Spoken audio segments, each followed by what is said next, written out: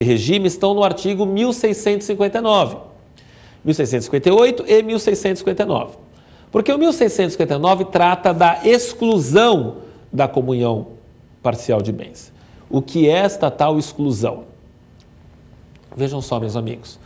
Regra geral, na comunhão parcial de bens, todos os bens adquiridos durante o relacionamento, são partilhados. Todos os bens adquiridos durante.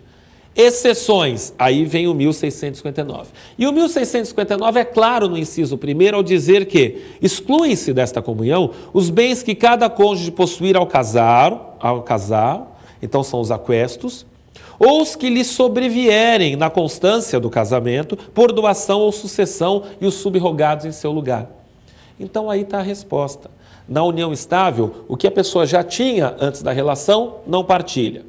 E o que ela receber durante a relação, se for decorrente de doação ou sucessão, também não partilha. O que ela receber e o que se subrogar em seu lugar. No caso, a Jane recebeu por doação, então já não partilha com o seu companheiro. Não partilha os 100 mil ou o que se subrogar, o que ela comprar com esses 100 mil. Como a casa na Barra, ela comprou com esses 100 mil reais, a casa na Barra é bem subrogado em relação aos 100 mil reais que ela recebeu. Os 100 mil reais não partilha, a casa na Barra não partilha. Resposta, a alternativa certa do teste era a letra C. O que dizia a letra C? Carlos não tem direito a partilhar o imóvel adquirido por Jane na Barra da Tijuca em maio de 2005, porque, em virtude da ausência do contrato escrito, não tinha contrato, aplica-se às relações patrimoniais entre os mesmos o regime da comunhão parcial. Ok. E este regime, é verdade, no 1659, inciso 1, exclui dos bens comuns entre os consortes aqueles doados, que foi o caso doação, e os subrogados. A casa é subrogada em relação aos 100 mil reais doados. Esta é a resposta certa. Muito bem. Vamos fazer mais um teste? Vamos lá. O próximo teste dizia o seguinte.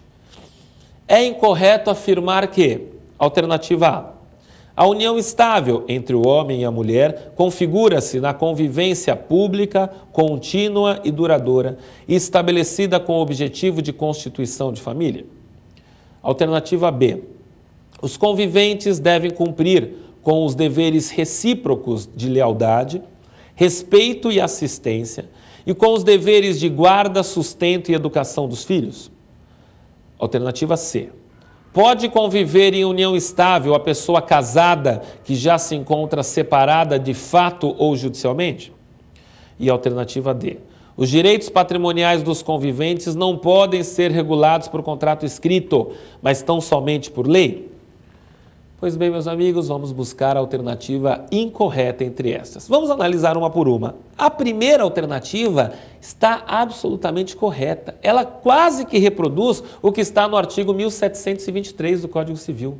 Ela traz os requisitos da união estável. Vejam comigo, união estável entre homem e mulher, e aí aquela questão envolvendo a decisão do Supremo, mas não deixa de ser verdade que a união estável entre homem e mulher configura-se quando você tiver convivência pública, convivência contínua, duradoura e o mais importante, que esta convivência tenha sido estabelecida com o objetivo de constituir família. Isto é o que diz o artigo 1723 do Código, então esta frase está absolutamente correta. A frase B igualmente está correta porque reproduz o artigo seguinte do Código, o artigo 1724, que é o artigo que fala dos deveres da união estável. Leiam comigo, dizia a frase B, os conviventes devem cumprir deveres recíprocos de lealdade, respeito, assistência e deveres em relação aos filhos de guarda, sustento e educação. Repito, 1724 traz esses deveres, observando que não usa a expressão fidelidade, mas eu já mostrei para os senhores, a jurisprudência tem admitido também este dever, de forma que o teste foi bastante preciso no tocante à redação do dispositivo legal. Não há, então, discussão quanto a este assunto. Frase C. A frase C também está correta, porque você extrai do artigo 1723, parágrafo 1º do Código, que pode conviver em união estável pessoa casada desde que separada. Pessoa casada que vive junto não pode, é concubinato, mas separada pode viver em união estável. É o que diz o 1723, parágrafo 1º. E por fim, a errada era esta letra D. Porque quando a alternativa afirma que direitos patrimoniais dos conviventes não podem ser regulados por escrito, se está contrariando o que diz o 1725, que diz que no silêncio é comunhão parcial de bens, mas as partes poderiam regular por escrito em sentido diverso. Por conta disto, esta alternativa realmente é a falsa, ok? Meus amigos, estas eram as questões de hoje. Eu quero agradecer mais uma vez a gentileza do convite para participar desse programa. Quero agradecer você que me assistiu pacientemente. Espero ter contribuído para o seu estudo quanto a esse assunto e quero que Deus nos autorize nos reencontrarmos em breve. Ok? Até a próxima.